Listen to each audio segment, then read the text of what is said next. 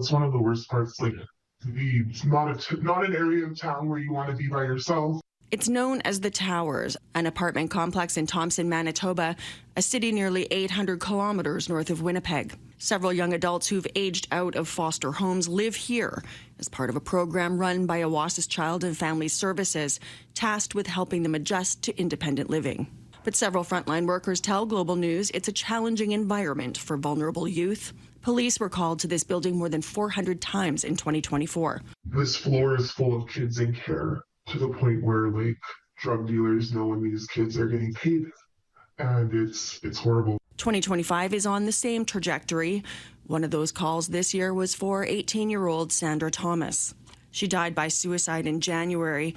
A 21-year-old male who Global News isn't identifying tried to end his life here in February, and in early June, a 19-year-old died of an overdose. Her family requests we don't show or name her out of respect for cultural protocols to not speak or show someone who's recently passed away. All three young adults were in a federally funded program that's supposed to be setting them up for success. But frontline workers say some programs for aged out youth come with little oversight and scrutiny, while other transition programs do. And they believe caseworkers are often pushing high-risk young adults into the program with the least accountability.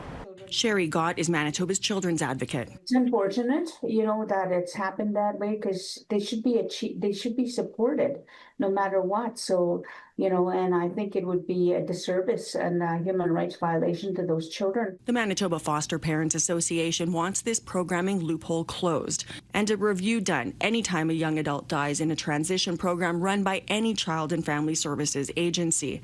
The Manitoba Child and Family Services Act prevents us from identifying any of the workers who shared their stories. How did this happen?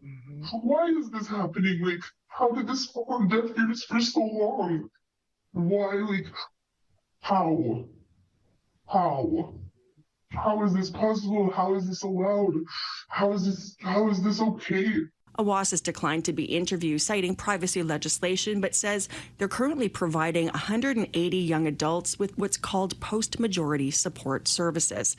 Aged out youth are legal adults, and their engagement in these programs is voluntary. We cannot and should not dictate the choices they make.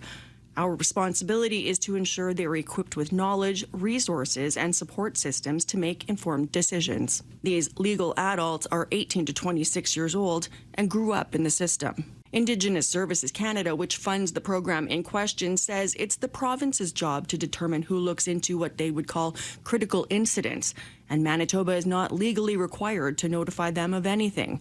This jurisdictional ping-pong and what they call lack of oversight has many fearful for more deaths. There's no whistleblower protection for us.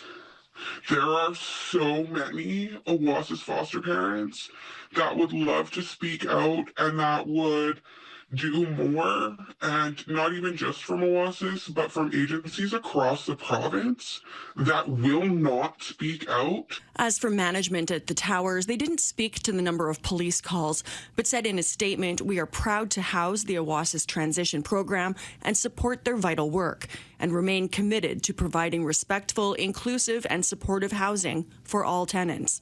Melissa Ridgen, Global News, Winnipeg.